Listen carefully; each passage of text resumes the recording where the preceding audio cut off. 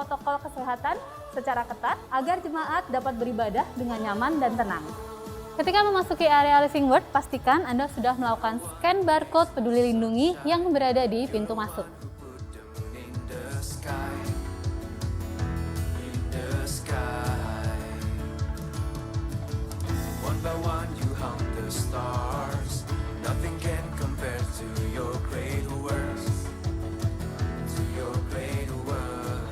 Jemaat yang hadir wajib menggunakan masker sesuai dengan aturan medis.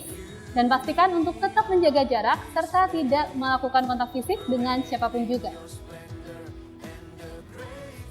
Untuk dapat menuju ke lokasi gereja, Anda dapat menggunakan eskalator, sedangkan untuk lift dikhususkan bagi para penyandang disabilitas.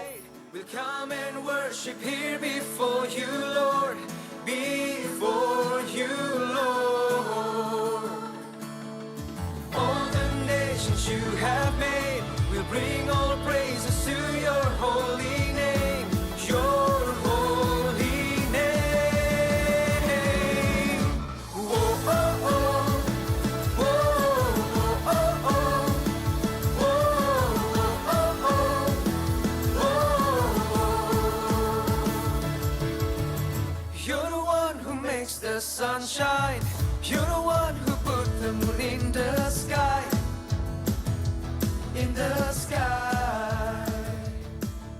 Khusus Minggu Perjamuan Kudus, roti dan anggur akan dibagikan di pintu gereja. Nanti gembala kita akan memimpin untuk mendoakannya, namun untuk memakan dan meminumnya akan diadakan di rumah masing-masing bersama dengan keluarga.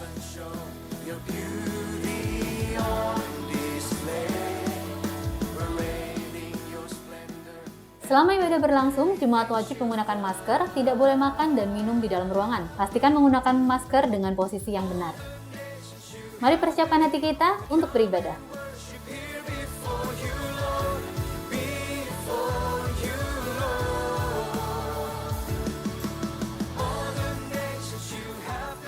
Setelah selesai ibadah, jangan pulang dulu ya. Anda dapat mengambil waktu untuk saat teduh atau mempersiapkan persembahan sambil menunggu arahan usher untuk meninggalkan ruangan. Anda dapat mengisi amplop persembahan yang tersedia di kursi masing-masing atau Anda dapat memberikan secara cashless dengan melakukan scan barcode yang tersedia di belakang amplop.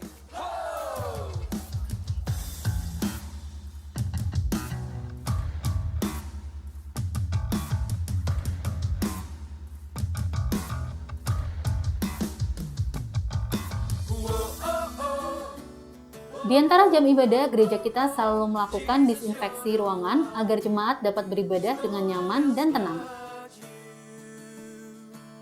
Bagi Anda yang rindu memiliki komunitas keluarga rohani, kami menyediakan Connect Group atau yang biasa dikenal dengan CG. Anda dapat mengisi form Connect Me yang tersedia di kursi masing-masing dan setelah selesai ibadah memasukkan ke kotak Connect Me yang telah tersedia.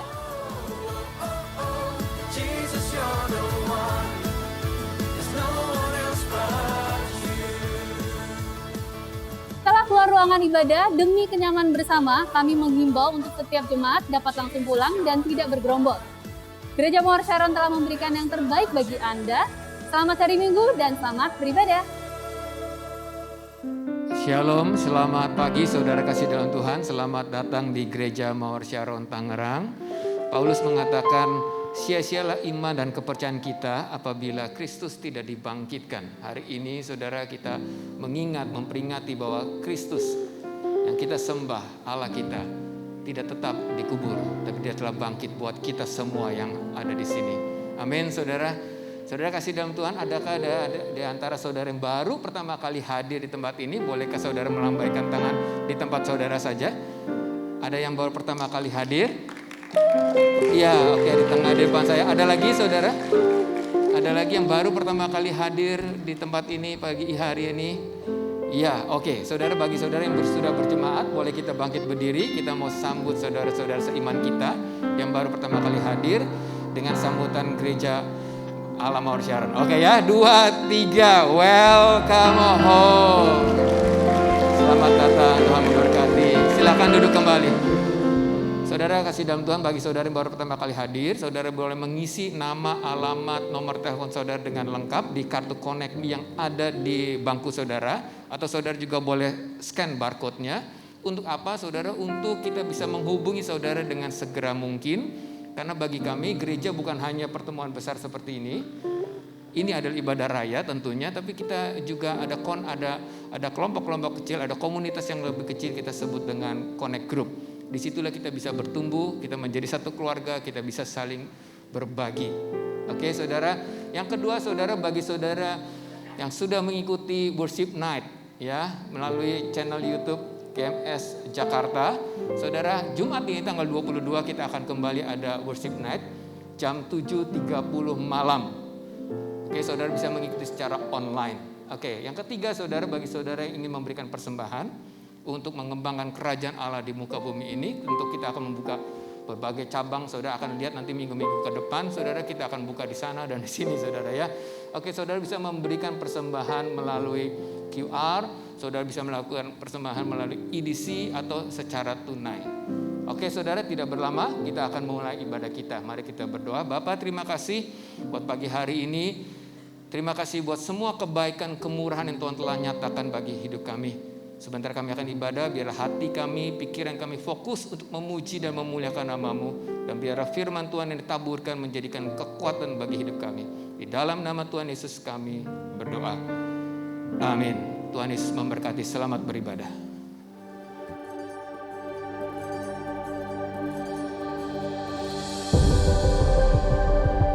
Tahun 2022, tahun mimpi dan penglihatan.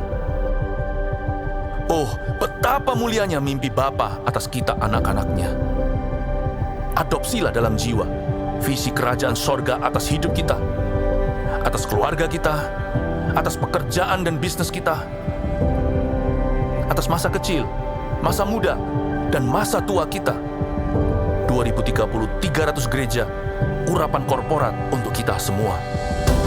Bayarlah harga kekudusan demi sebuah mimpi dari Allah. Apapun yang terjadi tahun ini, peganglah perjanjianmu dengan Tuhan erat di dada. Bersabar dalam menanti janji, sebab pengharapan tidak mengecewakan. Latihlah telinga roh dan kepekaan sebelum membuat perencanaan dalam hikmat-hikmat yang tak terduga. Bahkan langit pun bukanlah batasnya, hingga keturunan kita menjadi berkat bagi bangsa-bangsa. Generasi bapa dan generasi anak berlomba-lomba dalam gelanggang ilahi. Visi anak-anak kita akan melampaui mimpi kita. Di sini Tuhan setia hingga ribuan generasi. Saling mengasihi dan saling mengampuni saat Tuhan meninggikan kita. Tiada batu sandungan bagi generasi anak panah. Melejit dari tangan pahlawan, pandanglah jauh ke depan melampaui masa hidup kita. Lihatlah, 1000 gereja dan 1 juta muridnya. Shalom jemaat, katakan kanan kirinya selamat Paskah. Mari kita bangkit berdiri. Kita mau dengan semangat memuji Allah kita, karena Dia Allah yang sangat bisa diandalkan. Amin. Ada amin, katakan amin.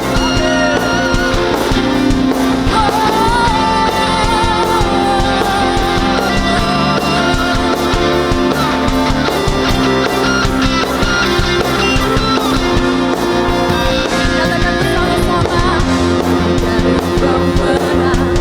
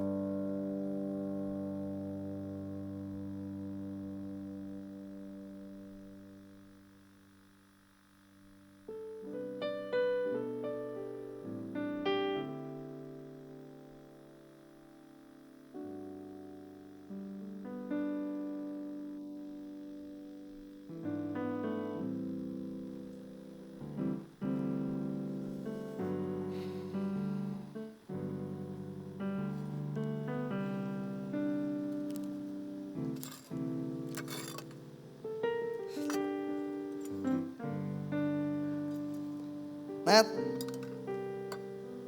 Mike? Michael? Iya. Hey! Long time no see, ya ampun. Duh, sakit ya, sorry. Pernah berubah ya. Kabarku ya gitu-gitu aja lah. Oh ya, kita udah berapa lama gak ketemu? Lama banget ya kayaknya. 10 purnama ada deh. 10 purnama, wow. Iya, kamu inget gak terakhir kali kita ketemu tuh kamu udah mau dinas buat audit perusahaan di Kalimantan. Iya. Terus pergi ke Manado. Iya. Lanjut lagi ke Palu, Papua. Oke. Banyak banget ya? Banyak ya. By the way, congrats ya buat pembukaan studionya. Thank you, Mantep. Mike. Ini tangan kotor banget sih. Namanya juga seniman. Aduh, udah yuk duduk sini. Yeah. Santai-santai duduk? sini. Kan kita mau muter-muter dulu. Iya, tapi kan aku udah kangen sama kamu, Mike. Duduk, anggap rumah sendiri. Iya. Rumah sendiri ya? Iya. Nanti pas aku ambil ya? Iya jangan, ini mahal banget. Dasar. Jadi kamu gimana sih? Kabar kamu ceritain dong. Kan udah lama gak ketemu. Kabarku, ya flat-flat aja Net. Udahlah kita hari ini rayain aja. Kamu toko utamanya, ini studio kita rayain, pembukaan dan have fun lah. Iya aku ngerayain studio aku tiap hari Mike. Tapi kan aku jarang-jarang ketemu sama kamu. Ya mumpung gitu loh daripada aku harus nunggu 10 purnama lagi. Oke, 10 purnama lagi ya. Gimana? Oke.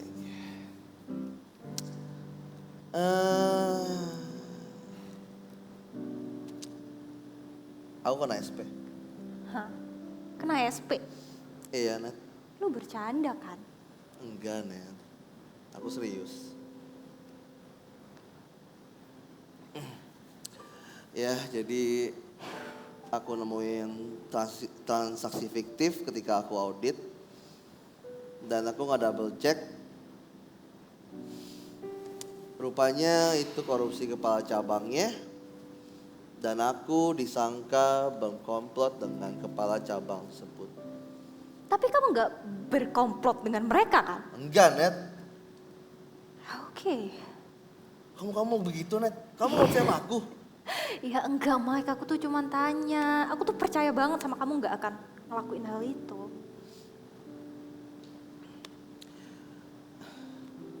Aku itu awalnya percaya dia itu orang baik Net. Sering ajak aku jalan-jalan, kasih oleh-oleh. Ya rupanya cuma udang di balik batu. Parah sih. Ya. Mungkin kalau perusahaan dapat auditor baru, ya aku bakal dipaksa resign.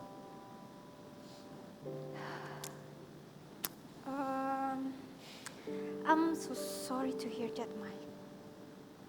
Ya, thank you Net. Ya. 7 tahun aku udah bangun karirku. Dan hanya dengan kelalaian seperti itu saja, aku sudah menghancurkan mimpiku, Matt. Masa depanku.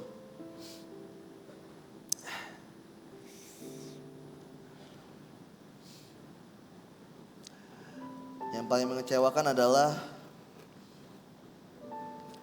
aku mengecewakan papaku, orang yang paling percaya sama aku, orang yang udah kuliahin aku dengan jual aset-asetnya. Orang yang paling percaya bahwa aku bisa sukses. Dan aku mengecewakannya. Ya, seperti vas ini. Rusak dan tinggal dibuang. Enak aja dibuang. Ini berharga tahu. Apa sih? Udah rusak kok berharga. Mike, aku itu maestronya.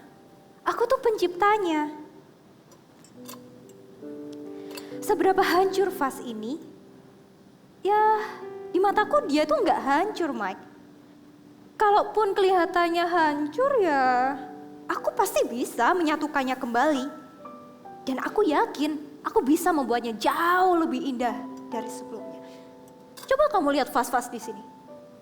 Ini semua terjual dengan jutaan rupiah.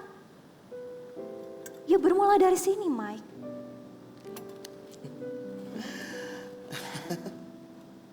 Andai ya, aku bisa kayak vas itu. Rusak, tapi bisa diperbaiki. Bisa kok Mike, bisa. Serahin hidup kamu ke tangan maestro. Dia penciptamu bukan? Dia Tuhan Yesus, Mike.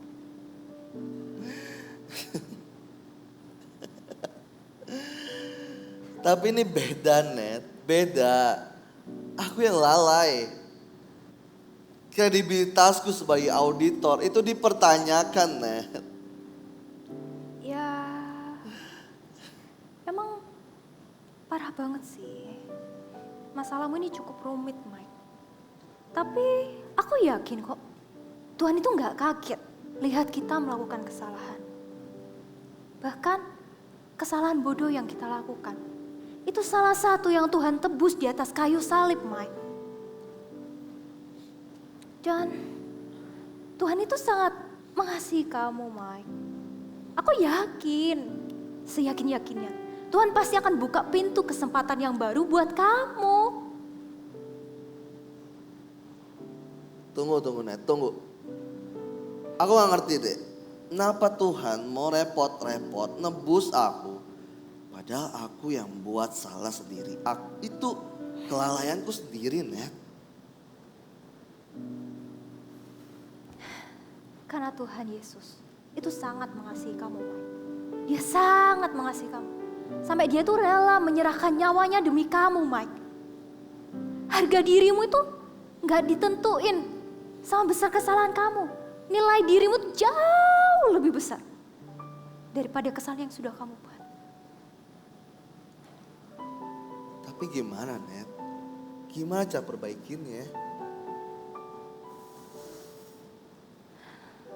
Well, aku sih nggak tahu ya. Tapi yang aku tahu, Tuhan punya 1001 cara buat nolong kamu, Mike. Kamu cukup datang ke Tuhan, kembali ke Tuhan, menyerahkan semua permasalahan kamu ke tangannya. Dan coba kamu maafkan diri kamu sendiri, Mike. Jangan kamu berlarut-larut dalam penyesalan. Aku yakin, kamu pasti sudah belajar dari kesalahan yang sudah kamu buat. Dan kamu pasti akan jadi Mike yang jauh lebih baik dari sebelumnya. Ayo bangkit, ayo bangun lagi, semangat.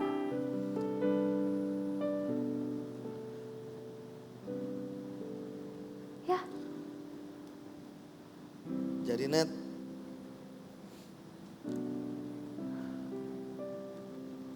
aku bisa bangkit lagi.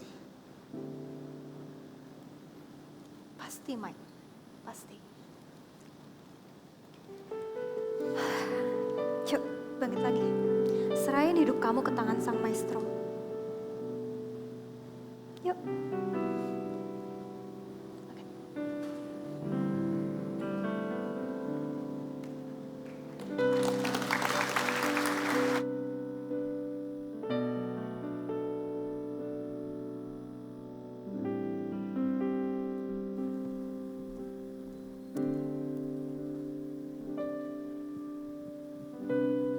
Mari sama-sama kita buka hati kita. Kita pandang salib Kristus di tempat ini. Salib yang menebus kita, membayar kita. Terima kasih Tuhan.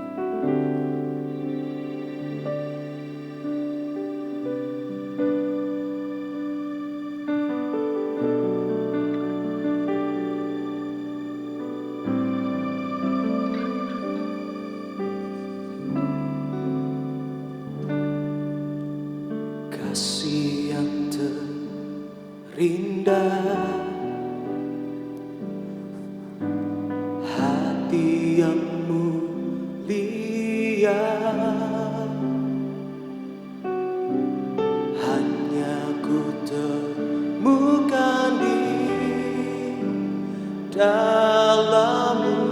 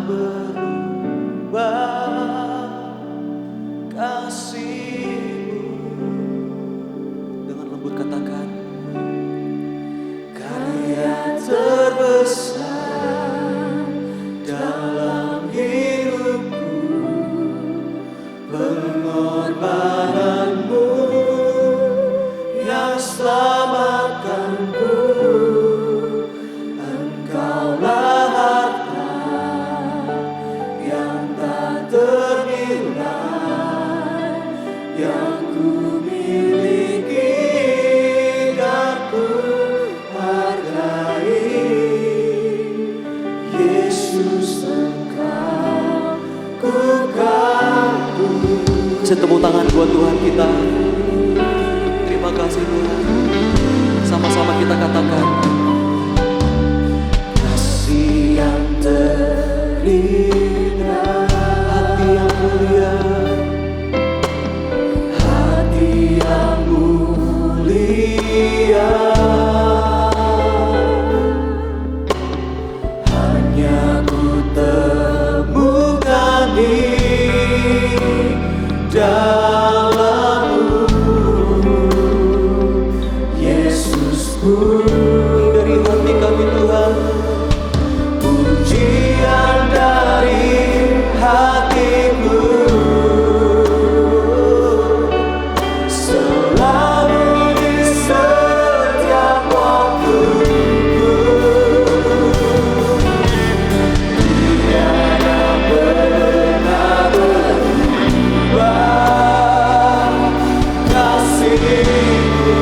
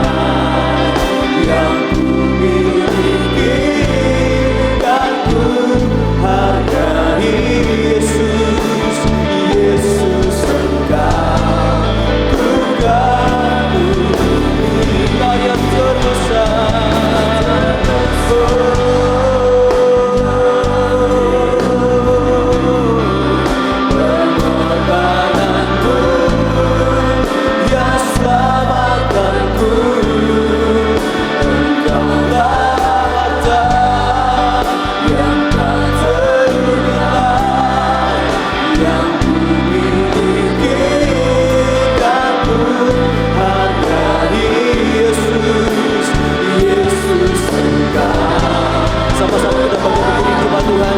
Katakan jangan tersesat.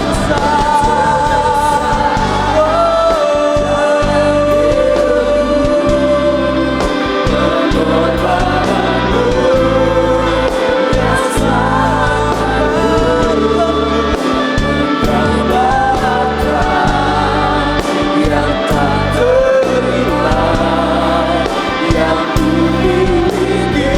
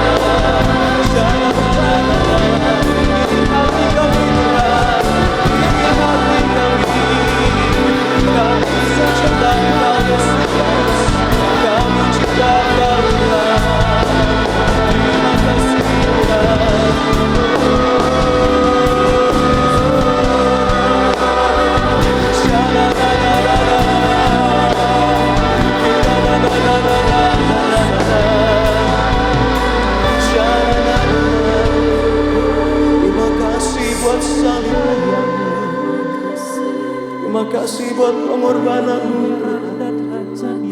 Kau tebus kami, Kau layakkan kami Tuhan. Terima kasih tebusan untuk darah-Mu Tuhan, untuk tubuh-Mu Tuhan. Bagi kami terima keselamatan, kami terima pengharapan, kami terima pemulihan, kami terima kesembuhan hanya dari-Mu.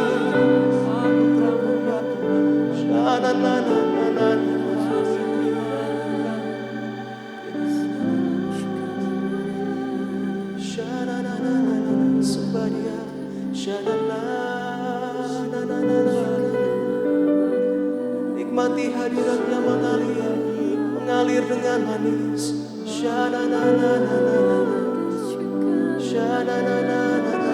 Oh, Kau hadir di tempat ini.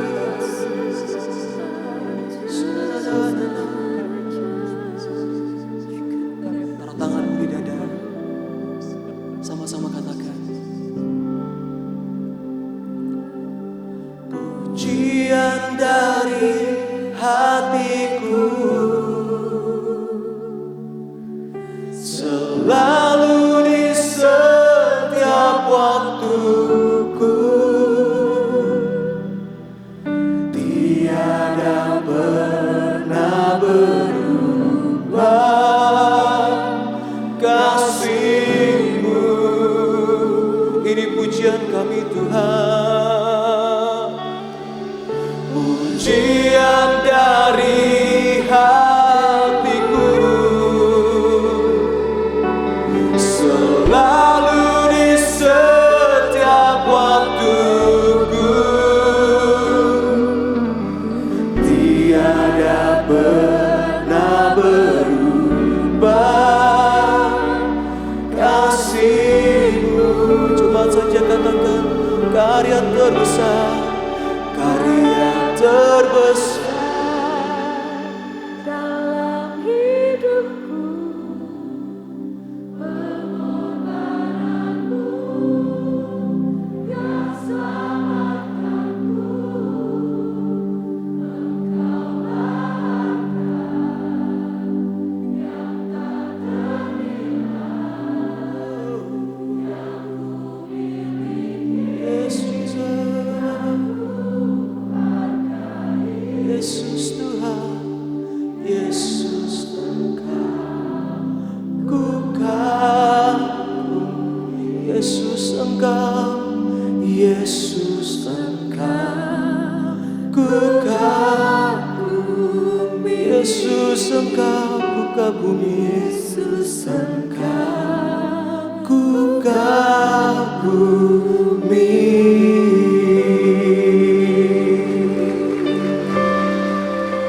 Sampai selamanya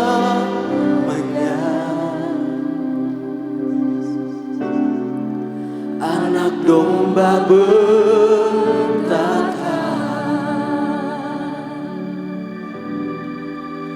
ku datang bersujud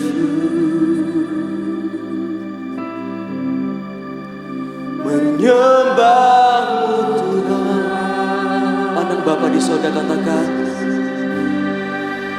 sampai selamanya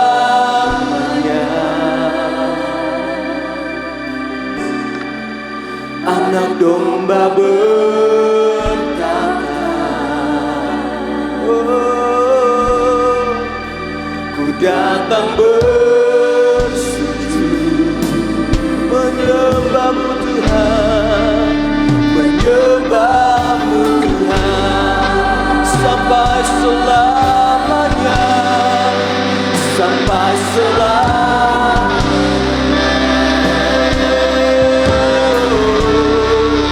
Anak domba bertanda, ku datang bersujud menyembah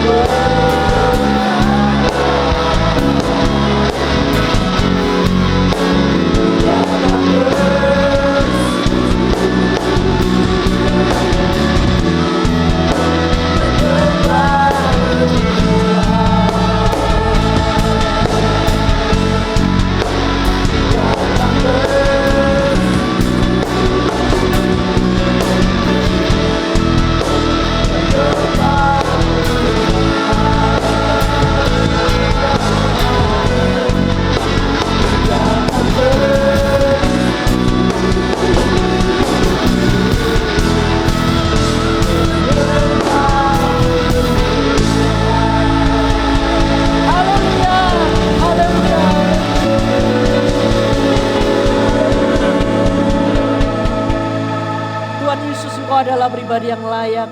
Terima segala hormat dan kemuliaan. Kami mencintai-Mu Tuhan, kami mengasihi-Mu. Tuhan, kuduskan setiap kami oleh kuasa darah Yesus. Layakkan kami masuk lebih dalam kuasa firman Allah. Bekerjalah ya Tuhan, Roh Kudus, Engkau berdaulat atas kami, Engkau bekerja di dalam hati setiap batin, setiap orang yang hadir hari ini. Engkau menyalakan api kembali. Api Roh Kudus-Mu menyala, membuat kami bisa mengerti firman Allah. Dan kami mengalami ya Tuhan hari ini kuasa dari kebangkitan Yesus. Terima kasih Roh Kudus, sembunyikan hamba-Mu di balik salib Tuhan. Di dalam nama Tuhan Yesus kami berdoa, haleluya. Amin. Beri kemuliaan buat Tuhan saudara, haleluya, haleluya, haleluya. Sebelum duduk Anda bisa kasih namaste kanan kiri Anda, ngomong seperti ini ya. Selamat Paskah, Happy Easter, haleluya. Silakan duduk Bapak Ibu Saudara yang sangat dikasih Tuhan. Haleluya. Shalom. Apa kabar? Luar biasa, senang sekali ya kita berkumpul hari ini. Saya juga menyapa bagi Anda yang di overflow atau di luar. Wah, luar biasa, saya percaya tidak ada jarak dalam hadirat Tuhan. Saya percaya dimanapun Anda berada, Anda akan dilawat oleh Tuhan. Katakan amin. Saudara, kita baru saja hari Jumat yang lalu kita memperingati tentang Jumat Agung. Di mana kita semua merayakan tentang peristiwa kematian Yesus, saudara, 2000 tahun yang lalu. Kematian Yesus itu bagi murid-muridnya, saudara, itu adalah sebuah peristiwa yang mengejutkan. Karena apa? Karena ternyata kondisi budaya pada waktu itu, pada waktu Yesus itu mati, saudara. Pada waktu Yesus itu disalibkan dan mati, harapan semua orang itu juga ikut padam, saudara. Jadi ini adalah sebuah peristiwa, Jumat Agung itu adalah peristiwa yang sangat-sangat fenomenal. Sebuah peristiwa yang bukan sembarang peristiwa, saudara. Karena apa? Itu adalah peristiwa yang paling tidak pernah disangka oleh murid-murid Yesus pada waktu itu. Suatu saat, saudara, di dalam Injil Yohanes diceritakan bahwa Yesus itu sedang mengajar banyak orang. Jadi Yesus itu di dalam perjalanannya dalam hidupnya di muka bumi 2000 tahun yang lalu dia berjalan-jalan di Galilea, ke Kapernaum, ke kota-kota, saudara. Yesus itu suka mengajar, saudara. Dia mengajar tentang hal-hal kerajaan Allah seperti itu. Dan suatu hari pada waktu Yesus mengajar kepada orang banyak, Yesus itu ngomong seperti ini bahwa aku itu adalah roti yang turun dari sorga. Jadi Yesus menyatakan dirinya bahwa dia adalah roti yang turun dari sorga. Nah, dan kemudian saudara, hal itu ternyata membuat goncang bagi kerumunan orang banyak, saudara. Karena mereka tuh kenal Yesus, mereka tahu bahwa Yesus ini adalah anak Yusuf dan Maria. Dan Yusuf, papa Yesus adalah profesinya adalah sebagai tukang kayu. Seperti itu, saudara. Nah, jadi pada waktu Yesus ngomong bahwa aku ini adalah roti dari sorga. Mereka kaget, saudara. Mereka cukup kata-kata ini cukup membuat hati dari orang-orang banyak itu terusik. Mereka berpikir, mana mungkin kok dia ngaku-ngaku turun dari sorga. Dia ini loh waktu kecilnya kita tahu sama-sama. Jadi mereka saling kasak kusuk seperti itu. Nah, kemudian Yesus terus mengajar. Dan dia berbicara tentang dirinya. Tentang pribadinya. Tentang siapa dia. Nah, dan orang banyak pada waktu itu semakin mengalami kebingungan. Dan akhirnya orang banyak itu mulai meninggalkan dia. Jadi kalau di zaman sekarang ini, saudara, orang yang semula ikut Yesus hari itu, saudara, bersama-sama mereka semua itu unfollow. Kalau di zaman sosmed sekarang ya, kita pakai media sosial langsung unfollow semua, saudara. Waktu itu seperti itu kira-kira. Nah, bahkan suatu hari setelah itu Yesus tanya kepada 12 muridnya seperti itu. Kalian tidak berpikir untuk pergi juga seperti yang lain? Nah, Simon Petrus ngomong kepada Tuhan Yesus, Tuhan, kepada siapa kami ini harus pergi? Perkataanmu itu adalah perkataan yang hidup dan yang kekal seperti itu. Dan kami ini tahu Tuhan bahwa Engkau itu adalah yang kudus dari Allah. Perkataan-perkataanmu itu perkataan kehidupan. Jadi kita ini mau kemana seperti itu. Apalagi Petrus itu dapat pewahyuan. Dia dapat pewahyuan bahwa Yesus itu adalah Mesias, anak Allah yang hidup. Jadi sebenarnya yang dilakukan oleh Petrus pada waktu itu dia mulai mengatakan, Tuhan kami itu percaya bahwa kami itu yakin bahwa Engkau itu adalah yang kudus dari Allah seperti itu. Nah, dari sini kita bisa melihat bahwa ternyata kerumunan orang banyak itu saudara, mereka itu menganggap Yesus itu sebagai guru, sebagai rabi, di mana ajarannya didengarkan dan diikuti. Seperti itu. Jadi mereka mengikuti Yesus karena Yesus itu pengajarannya luar biasa saudara. Kalau zaman sekarang itu kontennya itu luar biasa. Seperti itu. Nah. Jadi kalau di zaman sekarang Yesus itu kontennya menarik. Karena kita tahu kan semua. Kalau kita lihat ada konten tidak menarik, kita pasti nggak akan ikuti, nggak akan lihat seperti itu. Pasti ditinggalkan, cari yang lain. Tetapi ternyata bagi murid-murid Yesus, mereka itu mengikut Yesus tidak sekedar Yesus itu sebagai guru. Tidak sekedar bahwa mereka itu percaya kepada, tidak sekedar mereka itu mengikuti ajarannya. Tetapi murid-murid Yesus itu ternyata mereka mengikuti Yesus karena mereka tuh percaya saudara. Jadi murid-murid Yesus itu mengikuti Yesus karena mereka percaya kepada pribadinya. Bukan cuma ajarannya. Dan murid-murid itu percaya bahwa Yesus adalah Mesias, anak Allah yang hidup. Tetapi saudara, pada waktu murid-murid itu begitu percaya Yesus itu anak Allah yang hidup. Bahkan murid-murid Yesus itu tinggalkan semuanya dan ikut Yesus. Ternyata saudara pada waktu Jumat Agung pemimpin mereka, harapan mereka mati. Jadi itu yang terjadi. Bahwa ternyata loh Yesus yang ngomong juru selamat dunia kok mati. Mereka berpikir dirinya sendiri dia gak bisa tolong. Apalagi nolong orang lain. Itu adalah background story yang terjadi pada waktu itu. Jadi kalau Anda membaca Alkitab dengan background story seperti ini, Anda akan semakin memahami. Karena itulah yang kejadiannya pada waktu itu saudara. Jadi pada waktu kematian Yesus itu saudara, orang-orang itu mulai tidak percaya bahwa Yesus itu juru selamat mereka. Bahkan tentara-tentara Roma pada waktu Yesus disalib ngomong seperti ini. Turunlah kalau engkau itu memang Allah. Seolah-olah menyelamatkan dirimu saja engkau gak bisa. Apalagi mau menyelamatkan orang banyak. Dan mungkin pada waktu itu ada seorang ibu yang patah hati. Mungkin berbagai nelayan di Galilea yang selama ini mengikut Yesus, mendengar pengajarannya. Mereka merasa menyia-nyiakan sebuah musim dalam hidupnya. Mereka habis-habisan ikut Yesus. Loh, ternyata Yesusnya mati. Seperti itu saudara. Semua pengikut Yesus berpikir ini sudah finish ini, sudah selesai. Bahkan tidak ada yang berencana menjaga mimpi-mimpinya tetap hidup. Atau melanjutkan pengajaran Yesus. Jadi pada waktu kematian Yesus tidak ada saudara. Satu muridnya pun yang berencana melanjutkan pengajaran Yesus gak ada. Karena titik poinnya di Yesus, Yesusnya mati. Jadi mereka berpikir, apa gunanya pengajaran Yesus ini diteruskan kalau ternyata sang pengajarnya ini mati. Kita akan lihat saudara Filipi 3 ayat 10.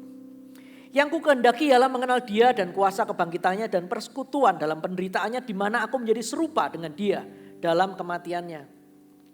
Saudara Paulus dalam kitab Filipi mengatakan yang pertama adalah mengenal dia. Dan Paulus tuh mau ngomong apa yang terjadi dengan murid-muridnya.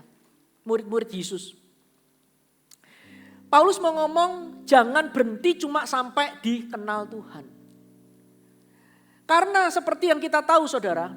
pada waktu murid-murid Yesus itu kenal Tuhan, kenal Yesus sebagai Mesias, ternyata iman mereka tergoncang pada waktu Yesus itu mati. Paulus ngomong seperti ini, yang ku kehendaki, mengenal dia, tidak cuma stop di situ, dan kuasa kebangkitannya. Katakan kuasa kebangkitan. Jadi Paulus mulai ngomong, ini loh tanda kutip, satu hal yang missing dalam murid-murid Yesus sehingga mereka tergoncang. Mereka cuma kenal dia. Tetapi mereka tidak beranjak lebih mengalami kuasa kebangkitannya. Jadi ternyata saudara, ada hal yang kedua yang perlu Anda ketahui, yaitu ada kuasa dalam kebangkitan. Katakan amin. Katakan ada kuasa dalam kebangkitan. Saudara, kita akan lihat sekarang ya. Apa yang terjadi atau bagaimana jika Yesus itu tidak dibangkitkan. 1 Korintus 15 ayat 14 sampai 17, saya akan bacakan buat Anda. Tetapi andai kata Kristus tidak dibangkitkan, maka sia-sialah pemberitaan kami dan sia-sialah juga kepercayaan kamu. Lebih daripada itu kami ternyata berdusta terhadap Allah karena tentang Dia kami katakan bahwa Ia telah membangkitkan Kristus. Padahal Ia tidak membangkitkannya. Dan andai kata benar bahwa orang mati tidak dibangkitkan. Sebab jika benar orang mati tidak dibangkitkan, maka Kristus juga tidak dibangkitkan. Dan jika Kristus tidak dibangkitkan, maka sia-sialah kepercayaan kamu dan kamu masih hidup dalam dosamu. Saudara, dari ayat-ayat ini kita bisa lihat apa yang terjadi atau bagaimana jika Yesus tidak dibangkitkan. Yang pertama, sia-sialah pemberitaan firman. Jadi kalau Yesus itu tidak dibangkitkan, maka pemberitaan firman itu sia-sia.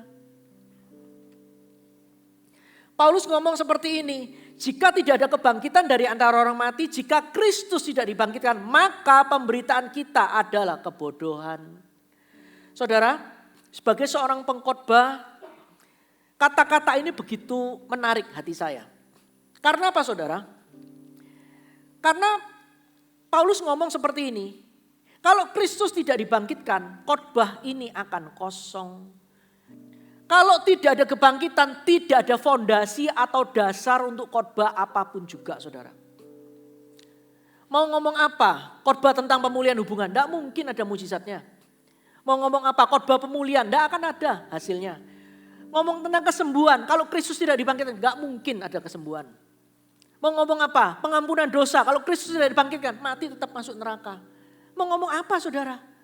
Makanya Paulus ngomong, jika Kristus tidak dibangkitkan, maka pemberitaan kami ini kebodohan. Kami ini seperti ngomong tapi gak ada substansinya, gak ada dasarnya, gak ada fondasinya, dan sia-sia atau percuma. Jadi ternyata ini loh dampaknya. Kalau Kristus tidak dibangkitkan, itu seperti itu saudara. Saudara, jika Yesus itu masih dikubur di sebuah tempat saudara, saudara apa yang kita lakukan itu tidak akan ada artinya. Maka Yesus itu seperti guru manapun yang pernah ngajar di muka bumi. Tapi pada waktu gurunya mati ya sudah ajarnya hilang. Jadi ternyata kalau Kristus tidak dibangkitkan, percuma pemberitaan firman. Sia-sia. Tetapi ketika Kristus keluar dari kubur, Yesus membuktikan bahwa apa yang Dia katakan itu benar. Apa yang Yesus katakan itu dilakukan oleh Yesus. Yesus membuktikan bahwa Dia punya kuasa atas kematian dan kehidupan. Sehingga kalau hari ini Anda mendengar firman Tuhan, yang menjadi fondasi landasan itu adalah kuasanya itu bekerja di tengah-tengah kita. Karena Tuhan itu hidup di tengah-tengah kita. Amin. Itu kebenarannya saudara. Ini sebuah hal yang amazing. Jadi pada waktu Anda dengar firman, Anda mendengar firman Allah, karena ada kuasa, karena Kristus itu dibangkitkan, maka kehidupannya akan mengalir dalam diri Anda. Karena itu pada waktu Anda dengar firman, jangan kaget, tiba-tiba terjadi mujizat pada waktu Anda dengar firman. Tiba-tiba terjadi terobosan. Tiba-tiba yang sakit disembuhkan begitu aja. Orang yang mengalami jalan buntu pulang tiba-tiba ada jalan keluar gitu aja. Karena apa? Karena kuasa kebangkitannya bekerja. Karena Dia Tuhan, Dia hidup. Dia menggenapi apa yang dia katakan. Jika Kristus tidak dibangkitkan, maka tidak akan ada garansi. Semua khotbah yang Anda dengar itu akan digenapi. Semua janji Allah itu akan batal, saudara, kalau Kristus tidak dibangkitkan.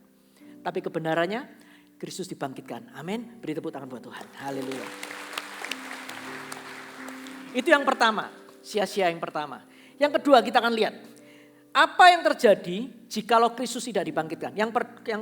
Yang kedua adalah sia-sialah iman Anda. Ayat 17 saya akan bacakan. Dan jika Kristus tidak dibangkitkan, maka sia-sialah kepercayaan kamu dan kamu masih hidup dalam dosamu. Saudara, apabila Kristus tidak dibangkitkan, maka iman kita ini tidak ada gunanya. Kita ini beriman kepada sesuatu yang ternyata enggak bangkit. Oleh karena itu jika kita ini menaruh kepercayaan kita di dalam Dia yang berjanji membayar semua dosa kita, ternyata Dia tidak dibangkitkan, artinya apa saudara? Semuanya sia-sia. Anda beriman kepada Kristus, Anda mengaku dosa, minta ampun, dosa Anda ditanggung oleh Kristus. Loh, ternyata Dia enggak dibangkitkan. Sehingga pada waktu suatu hari Anda berdiri di hadapan Tuhan, Anda melihat ternyata Anda masih memikul beban dosa Anda sendiri. Jadi iman itu jadi sia-sia, saudara. Saudara, kalau Kristus tidak dibangkitkan, iman kita ini akan sia-sia. Karena iman itu butuh landasan, butuh fondasi. Iman itu saudara, seperti saya berjalan di panggung ini saudara. Ada dasarnya supaya saya bisa melangkah. Kalau Kristus tidak dibangkitkan, tapi dia tetap mati dari hari Jumat tidak bangkit-bangkit. Ini gak punya dasar. Bisa mengerti ya? Gak ada landasan. Iman Anda gak ada landasan. Gak ada landasan saudara. Tidak ada substansinya. Gak ada. Jadi sia-sia. Saya tahun ini adalah tahun ke-21 tahun. Saya menyerahkan diri sebagai hamba Tuhan. Itu juga sia-sia.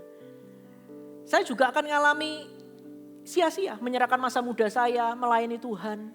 Meninggalkan semua cita. Sia-sia kalau Kristus gak dibangkitkan. Anda percaya Yesus juga sia-sia kalau dia tidak dibangkitkan.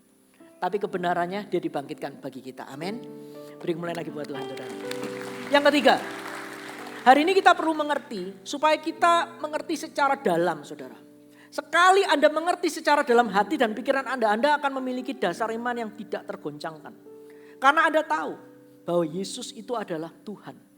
Dan Yesus itu adalah kuasa kebangkitannya bekerja dalam dirinya. Amin. Yang ketiga saudara, apabila Kristus tidak dibangkitkan, sia-sialah pengharapan akan hidup yang kekal. Ayat 19 dikatakan seperti ini. 1 Korintus 15 ya. Jikalau kita hanya dalam hidup ini saja menaruh pengharapan pada Kristus, maka kita adalah orang-orang yang paling malang dari segala manusia. Kenapa kok dibilang paling malang? Karena apapun yang kita lakukan ujungnya ternyata adalah kematian kekal dalam dosa. Bayangkan ya, kalau Kristus itu tidak dibangkitkan, kita ini paling malang saudara, bayangkan. Kenapa kita paling malang? Karena seumur hidup kita ini fokus pada Yesus. Ternyata dia gak dibangkitkan. Kita gak punya pengharapan kekal. Tetapi kalau Kristus, kebenarannya Kristus itu dibangkitkan. Kebenarannya apa? Kita ini orang paling beruntung di muka bumi, katakan amin. Amin. Kita ini adalah orang yang paling beruntung di muka bumi. Karena ternyata Kristus itu dibangkitkan. Seperti itu saudara. Kita akan lihat saudara tentang kuasa kebangkitannya. 1 Yohanes 11 ayat 25-26. Yesus menjawab seperti ini. Akulah kebangkitan dan hidup. Barang siapa yang percaya kepadaku, meskipun dia sudah mati, maka dia akan hidup. Dan siapa orang yang hidup dan percaya kepada Yesus tidak akan pernah mati. Saudara, setiap orang yang percaya kepada Yesus tidak akan pernah mati. Yesus berkata dengan jelas, akulah kebangkitan dan hidup. Yesus itu Tuhan. Dialah sumber kebangkitan dan sumber kehidupan. Bahkan dikatakan barang siapa yang percaya kepada Yesus dalam hatinya. Dikatakan apa? Meskipun dia sudah mati, dia akan hidup. Maksudnya apa sih? Meskipun orang itu sudah mati secara fisik, dia itu hidup selamanya.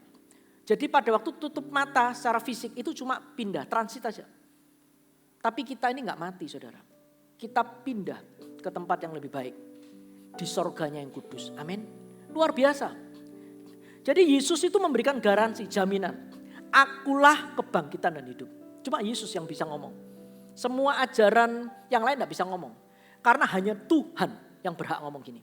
Dan bisa membuktikan. Kalau manusia nggak mungkin bisa saudara. Bahwa ternyata Yesus tuh ngomong, akulah kebangkitan dan hidup. Luar biasa saudara, luar biasa. Apakah Anda percaya akan kebenaran itu saudara? Apakah Anda percaya akan hal ini? Ada pertanyaan yang saya rindu tanyakan kepada Anda.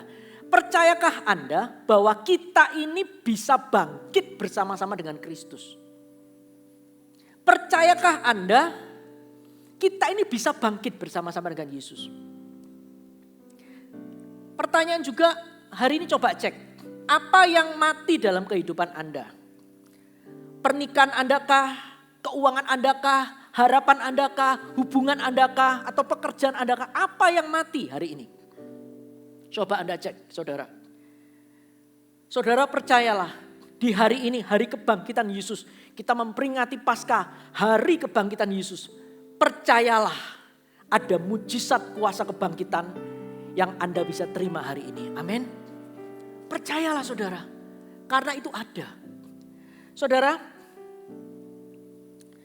mungkin Anda sempat mengalami situasi seperti Yesus pada waktu Jumat Agung. Yesus pada waktu peristiwa hari Jumatnya ya.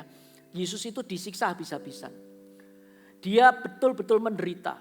Secara batin, secara fisik, pokoknya totally dia itu mengalami suffer. Saudara, berapa banyak dari antara Anda hari ini datang ke ibadah, Anda juga mengalami suffer. Anda mengalami penderitaan. Mungkin orang lain gak ada yang tahu. Tetapi Tuhan tahu, Anda juga tahu. Mungkin Anda mengalami suffer dalam bagian-bagian diri Anda. Hubungankah? Atau kesehatankah? Atau Anda bingung dengan masa depan di tengah goncangan dunia yang seperti ini? Bertubi-tubi kesulitan, Anda mungkin suffer, mungkin batin Anda menderita. Mungkin Anda tidak punya bayangan untuk bisa melihat masa depan. Saudara, ada sebuah kebenaran. Pada waktu Yesus mengalami suffer hari Jumat itu, hari Minggunya dia dibangkitkan. Saudara percayalah, di tengah-tengah suffer Anda ada sang kebangkitan itu yang hadir bersama dengan Anda. Amin.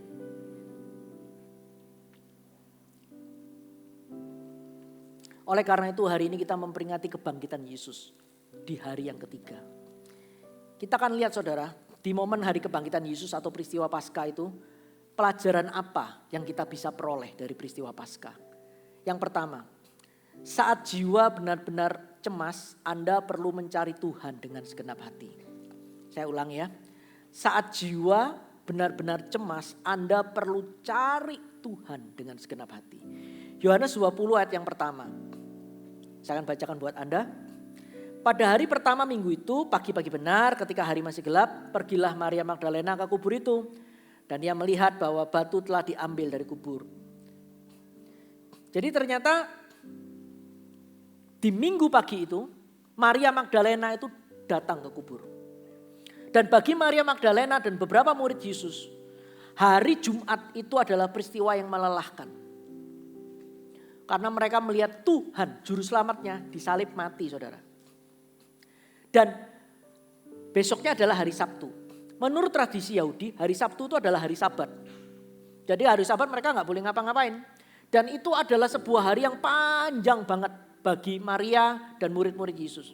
Karena mereka tersiksa saudara. Mereka sedih, menderita dan menghadapi hari Sabtu yang cukup panjang. Nah, kalau di kebudayaan kita hari Sabat kan hari Minggu ya, menurut kalender. Tapi budaya Yahudi itu hari Sabtu.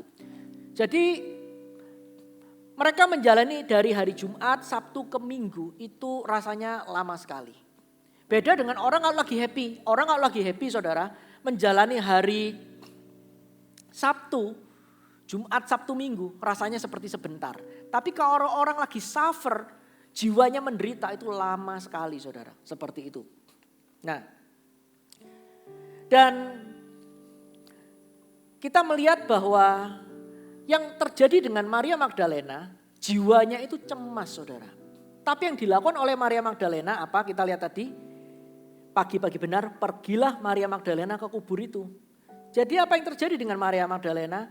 Maria Magdalena itu cari Tuhan di saat dia lagi suffer. Kita akan lihat ayat berikutnya. Ia berlari-lari mendapatkan Simon Petrus dan murid yang lain yang dikasihi Yesus. Ini bicara tentang Yohanes, ya, murid yang dikasihi, dan berkata kepada mereka, Tuhan telah diambil orang dari kuburnya dan kami tidak tahu di mana ia diletakkan. Maka berangkatlah Petrus dan murid yang lain itu ke kubur.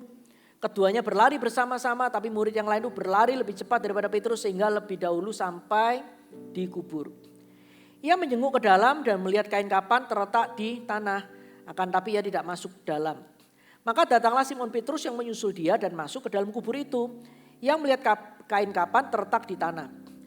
Sedang kain pelu yang tadinya ada di kepala Yesus tidak terletak dekat kain kapan itu. Tetapi agak ke samping di tempat yang lain dan sudah tergulung. Maka masuklah juga murid yang lain yang lebih dahulu sampai ke kubur itu dan melihatnya dan percaya.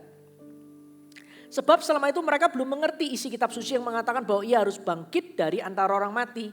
Lalu pergilah kedua murid itu ke rumah. Saudara garis bawahi ayat 10. Pergilah kedua murid itu ke rumah. Jadi ternyata dua murid itu yaitu Petrus dan Yohanes pulang saudara. Itu kejadiannya. Tetapi Maria Magdalena tetap di sana. Ayat 11 menyatakan saudara. Tetapi Maria berdiri dekat kubur itu dan menangis, sambil menangis ia menjenguk ke dalam kubur itu saudara. Jadi dua muridnya itu pada waktu lihat kuburnya kosong pergi. Tetapi Maria ini saudara, dia terus tunggu di situ lihat kuburnya dan sambil menangis.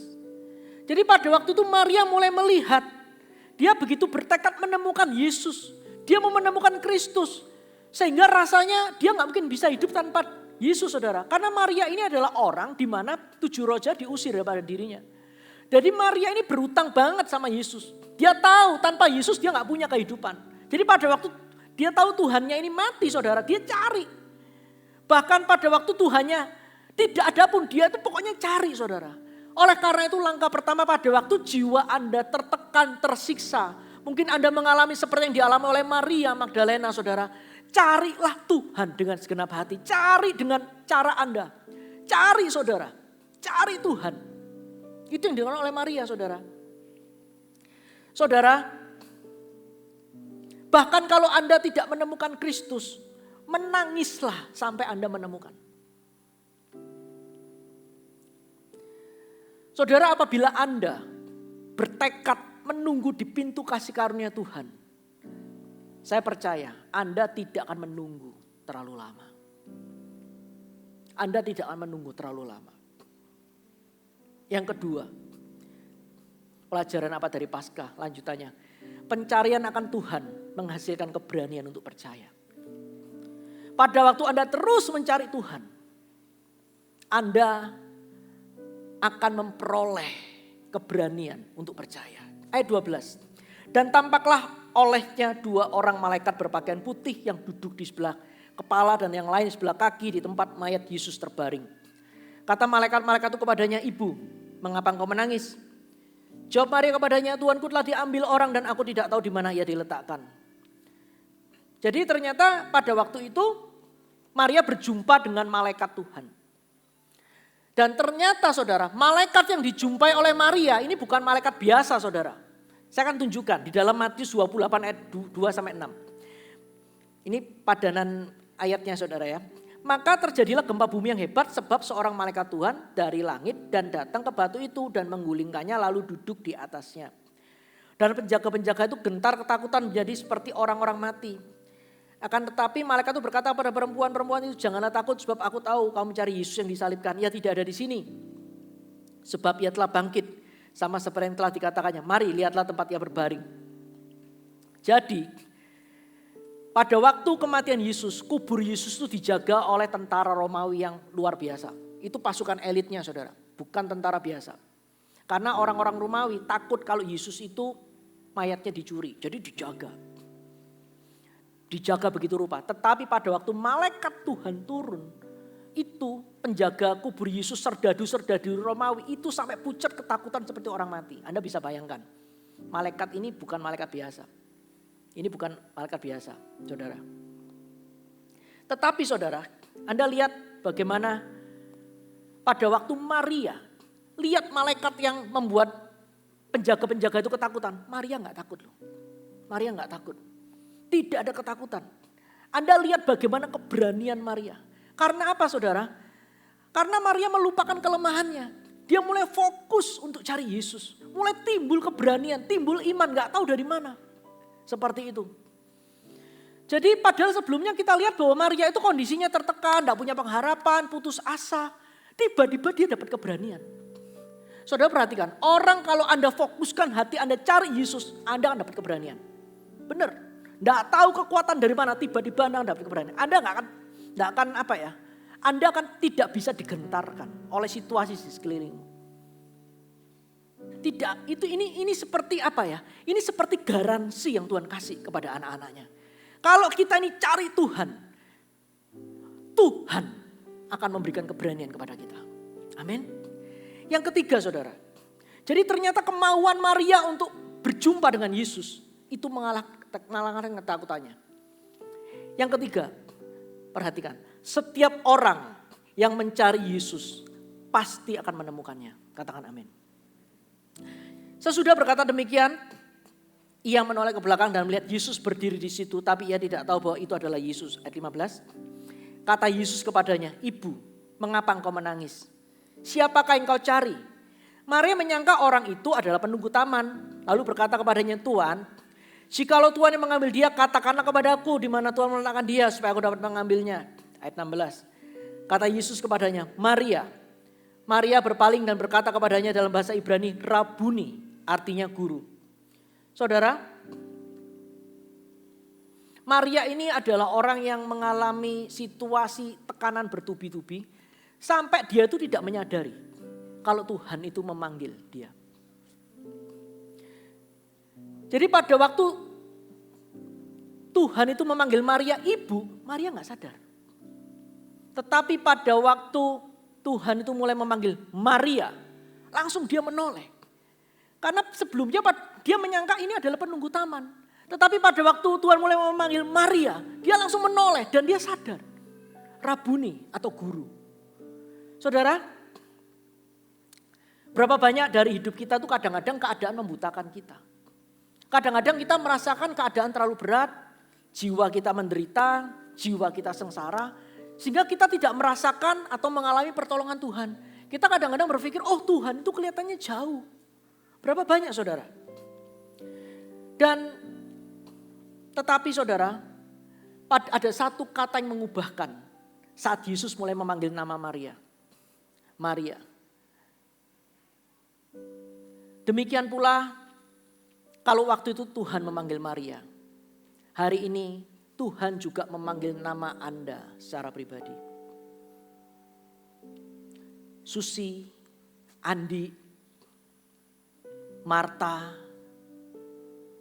Petrus, siapapun Anda dipanggil satu persatu oleh Tuhan. Karena apa saudara? Karena di mata Tuhan Anda ini ciptaannya, miliknya. Tahukah saudara, mengapa Tuhan bisa memanggil satu persatu seperti Tuhan memanggil Maria? Orang tua kita itu melahirkan kita betul, tapi bukan menciptakan kita. Tapi Tuhan itu menciptakan Anda. Dia panggil Anda satu persatu, bahkan mungkin pada waktu Anda masih belum mengenal Dia. Dan seperti seorang gembala yang baik, dikatakan Yesus itu gembala yang baik. Gembala yang baik itu akan menuntun domba-dombanya ke air yang tenang, ke padang yang berumput hijau. Dan sebagai domba, kita pasti akan menanggapi panggilannya saudara. Saudara, saya masih ingat kalau berbicara tentang bagaimana Yesus itu memanggil. Banyak orang berpikir seperti ini. Tuhan itu cuma memanggil kalau kita udah jadi anaknya orang Kristen. Menurut saya itu setengah benar. Karena saya punya sebuah pengalaman pribadi. Saya ini bukan orang yang dari lahir Kristen atau kenal Tuhan. Saya ini dulu backgroundnya penyembah berhala, saudara. Bahkan saya pernah bilang saya nggak mau jadi orang Kristen. Ternyata sama Tuhan dijadiin pendeta. Saya bilang nggak mungkin lah. Ternyata dijadiin pendeta. Jadi bagi Tuhan nggak ada yang mustahil ya. Nah, saya masih ingat satu momen. Jadi waktu itu karena saya ini gak kenal Tuhan, Alkitab berkata upah dosa maut. Dan kalau dosa itu dibuai terus, itu sudah tinggal dituai. Saya masih ingat waktu-waktu itu saudara, saya itu mengalami saya dulu tuh nakal saudara. Dan karena nakalnya, saya itu mengalami sebuah hal yang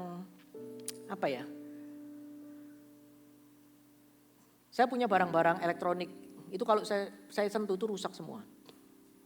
Kalau saya setir mobil saudara, saya itu ditabrak. Karena saya tahu upah dosa itu benar. Saya sampai satu titik saya itu merasakan eskalasinya semakin meningkat. Saya jalan gitu saudara, saya ditabrak bajai. Saya nyetir mobil saya ditabrak kontainer. Itu gak main-main, saya sudah kerasa, aduh sebentar lagi kena nih. Dan karena saya begitu nakalnya, bahkan kalau saya misalkan numpang gitu ya, ikut ke mobil siapa, itu pasti akan terjadi hal-hal yang tidak diinginkan.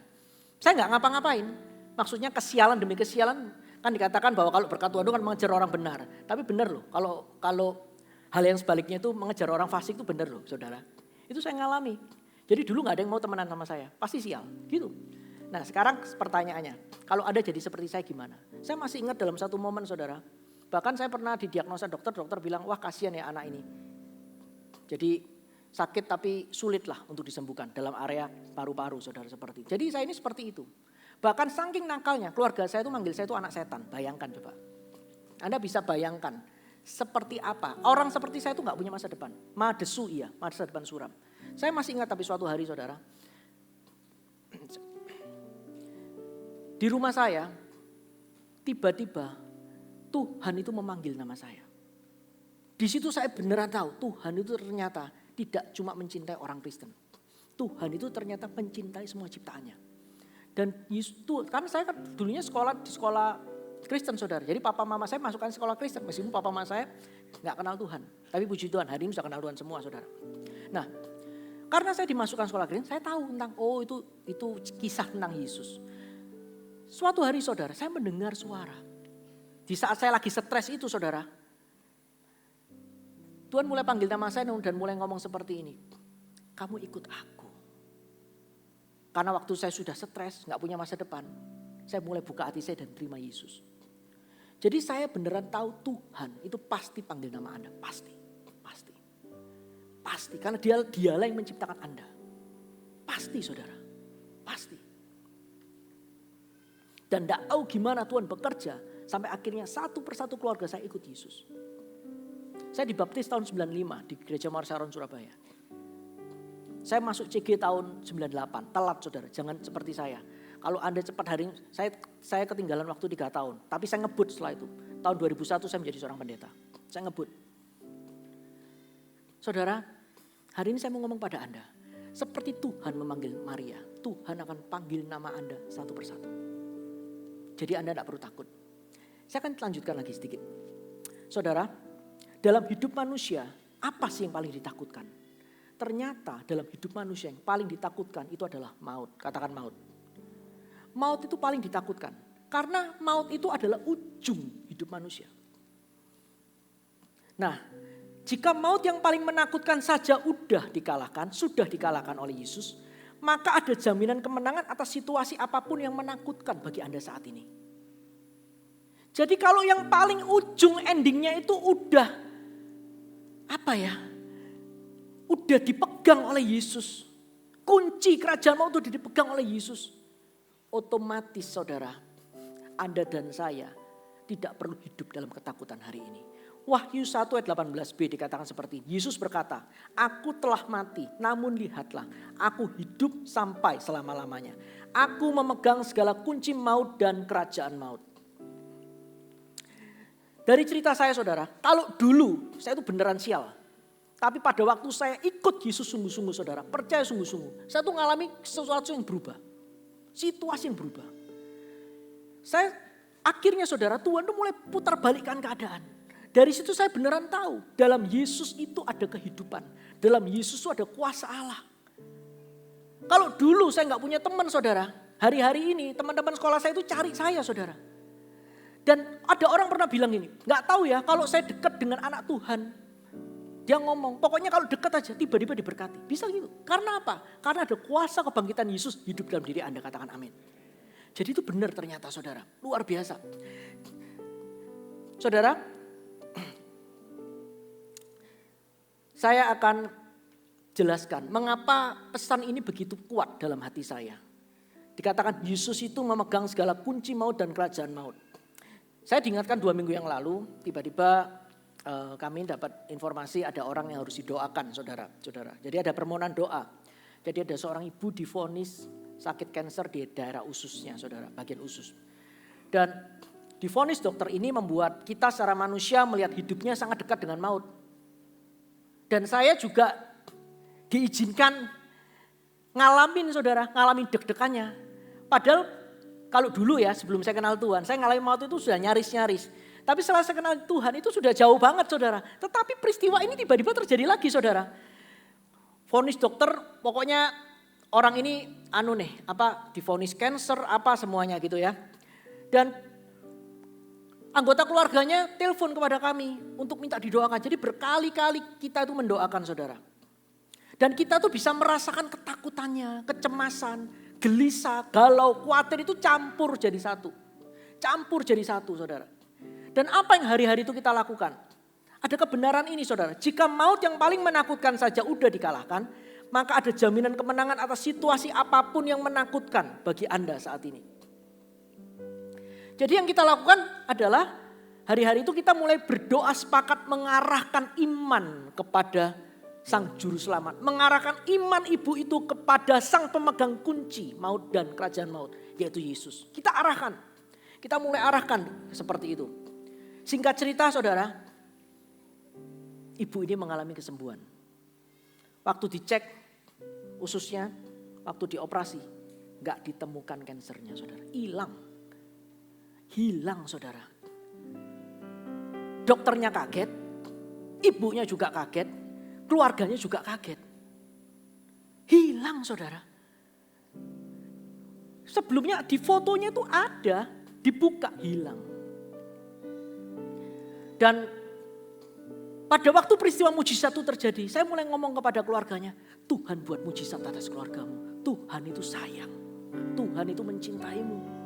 Karena keluarga ini sempat merasa, kalau Tuhan sayang, kok keluargaku ngalami ini? Kok sempat gitu saudara. Pada waktu Tuhan buat mujizat, kadang-kadang kita ini memang manusia ini beneran terbatas kok saudara. Sama, Maria cari Yesus. Waktu Yesus di dekatnya, bisa gak kerasa tuh? Bisa bilang, Tuhan kalau engkau temukan dia di mana tunjukkan. Sampai Yesus bilang, Maria, baru sadar. Sama keluarganya juga gini. Waktu setelah difoto harusnya operasi itu 3 jam saudara. Ternyata operasi 6 jam. Kenapa 6 jam? Karena dokternya juga bingung. Kok gak ada? Gak ada saudara. Dan anaknya semuanya juga sempat cerita telepon ini gimana. Saya bilang ini, ingat enggak sebelum operasi kita doa apa? Tuhan Yesus lakukan mujizat. Buat mujizat ya Tuhan. Dan pada waktu Tuhan buat mujizat kitanya kaget. Jadi Tuhannya juga kaget kan. Karena itu Anda juga harus ingat doa Anda. Kalau Anda doa harus ingat saudara. Karena kita ini anak, kalau kita ini kadang manusia bisa lupa. Tapi Tuhan gak lupa. Jadi dianya kaget, dokternya kaget. Untung waktu itu Roh Kudus berbisik, bukankah kemarin doanya seperti itu? Lalu pada waktu hilang kok kaget? Oh iya ya Tuhan, kok kaget ya? Karena kan kita ini makhluk logika ya kadang-kadang. Kalau di foto ada dibuka harus ada kan gitu kan, bener gak? Logika kan gitu saudara, di foto ada dibuka harus ada diangkat. Nah kita kan punya rekayasa, tapi pada waktu hilang. Kita berpikir, oh jangan-jangan kemarin salah diagnosa. Gak mungkin karena sebelumnya sakit, menderita kesakitan saudara. Kalau gak ada apa-apa kan gak mungkin sakit ususnya. Itu sakit. Dan tahu gak saudara, kuasa yang sama bekerja juga atas hidup Anda. Amin. Saya ngomong kepada ibu ini seperti ini. Ibu, Tuhan Yesus itu sayang dan gendong Anda. Anda begitu dicintai. Anda begitu disayang. Kenapa saya bisa ngomong gitu? Saya juga ngalami. Saudara, kalau ada hamba-hamba Tuhan yang lain, itu kan dari kecil udah Kristen ya. Pastor Puji dari kecil lahir udah Kristen. Meskipun belum kenal tapi udah Kristen. Kalau saya itu saudara, dari kecil bukan Kristen. Jadi saya itu ngerti perbedaan antara tanda kutip langit tembaga dan langit berkat itu saya ngerti. Saya diizinkan merasakan. Diizinkan. Dan saya tuh tahu betapa Tuhan itu cinta kepada semua orang. Dia mencintai orang berdosa. Tidak kalah dengan dia mencintai anak-anaknya. Karena di matanya semua orang dia yang menciptakan. Dia tahu kegalauan, dia tahu tangisan, dia tahu air mata. Dan saya suka kata-kata ini. Dialah yang memegang kunci maut dan kerajaan maut. Artinya apa? Kalau ada orang secara kasat mata Anda sudah divonis, dibilang apa, sudah bilang ending, perusahaanmu bangkrut, tenanglah. Siapa yang pegang kuncinya? Kalau kuncinya Yesus, saudara, dia akan kerjakan. Bahkan kadang-kadang mujizatnya itu Anda gak bisa kerasa. Tapi tiba-tiba terjadi. Begitu dia mencintai Anda, saudara. Jadi pada waktu hari ini Anda mulai cari Yesus, arahkan iman Anda pada Yesus. Siap-siaplah, sesuatu yang ajaib akan terjadi. Amin. Amin. Haleluya. Mari kita bagi berdiri. Haleluya, haleluya, haleluya. Haleluya. Karya terbesar hidupku, pengorbananmu yang selamatkanku. Engkaulah harta yang tak ternilai yang ku miliki dan ku hargai. Yesus engkau ku kagumi, terbesar dalam hidupku, pengorbananmu yang selamatkanku. Engkaulah harta yang tak ternilai yang ku miliki ya Tuhan, dan ku hargai. Yesus engkau karya terbesar akan mengatur.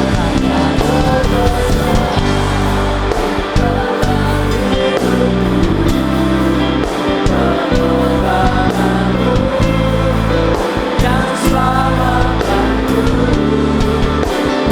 Engkaulah yang tak ternilai ya Tuhan, yang ku miliki dan ku hargai. Yesus, Yesus engkau karya terbesar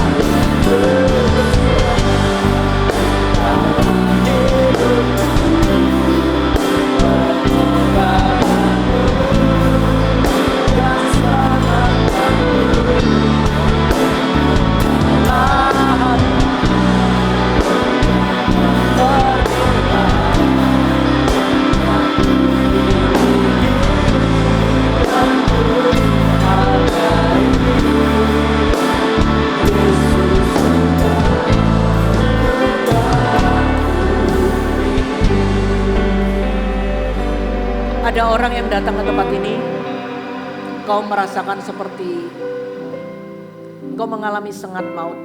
Engkau datang ke tempat ini, engkau gak punya harapan.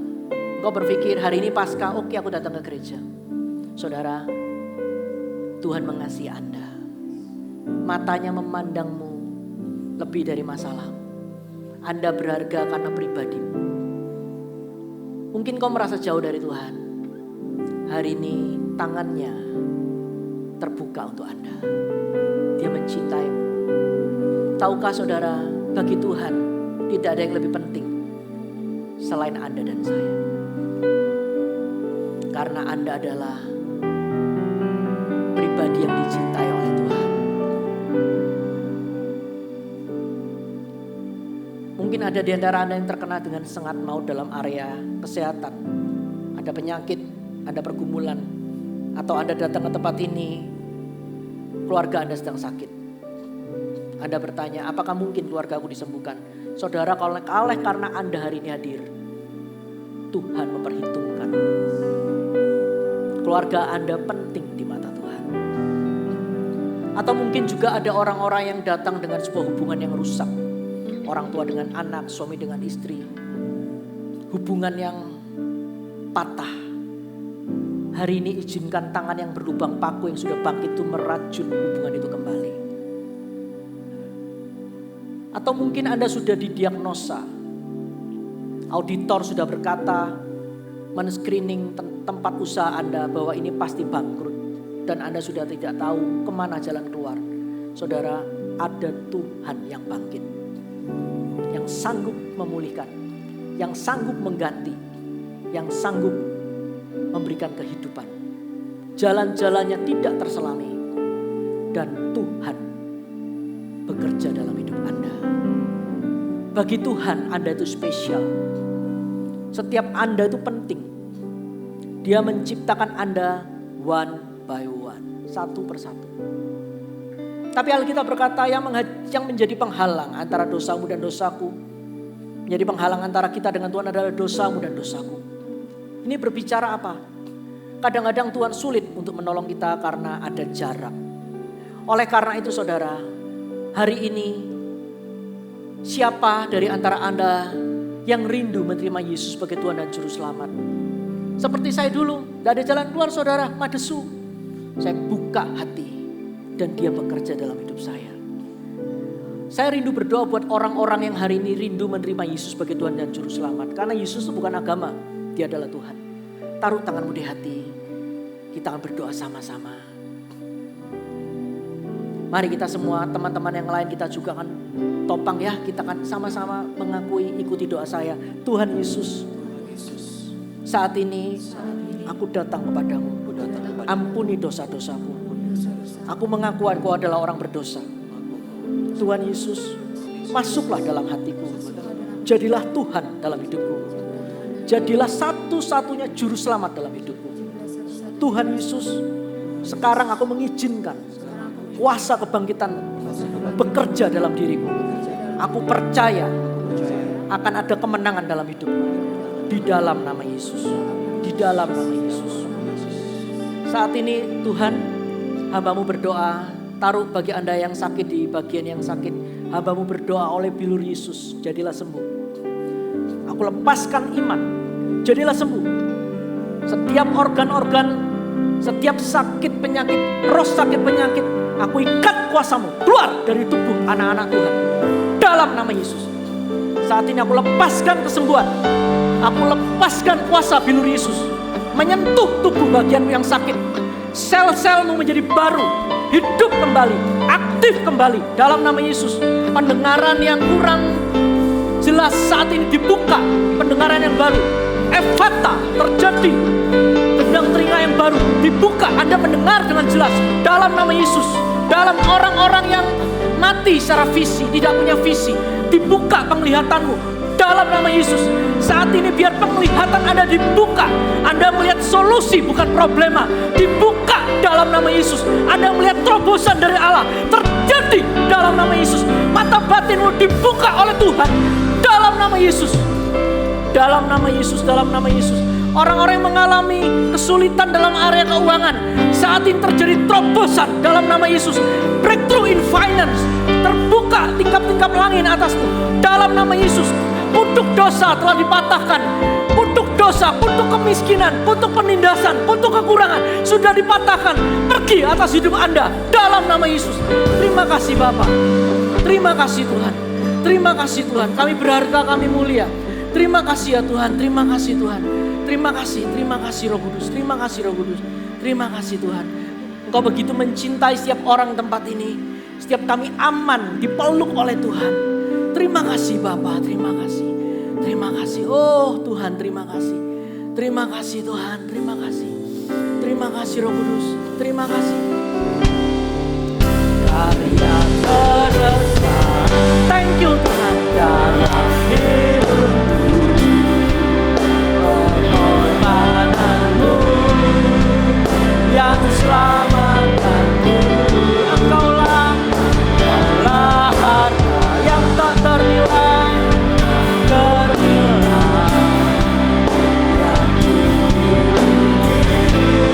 dan menghargai Yesus. Angkat tanganmu, pandanglah Yesus yang saat ini berdiri di depan tahta Allah Bapa. Dia ada di sorga, dia ada di ruangan ini. Angkat wajahmu, angkat imanmu pada dia. Yang selamatkan, Engkaulah harta. Thank you Tuhan, thank you Jesus, thank you. Terima kasih untuk semuanya, terima kasih Tuhan. All the glory for you, segala kemuliaan milik-Mu ya Tuhan.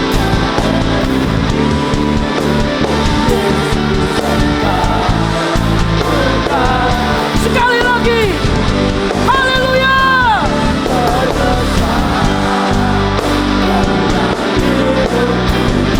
Pengorbananmu yang selamatkan, Engkaulah harta yang tak ternilai,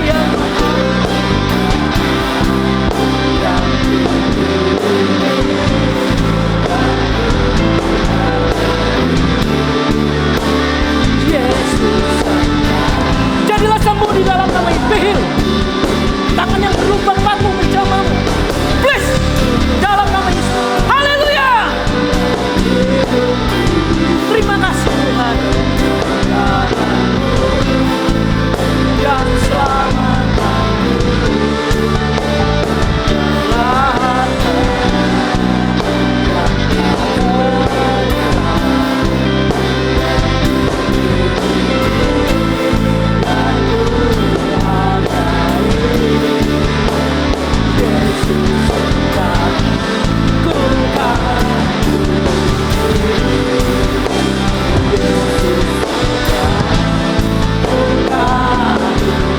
Yesus Engkau.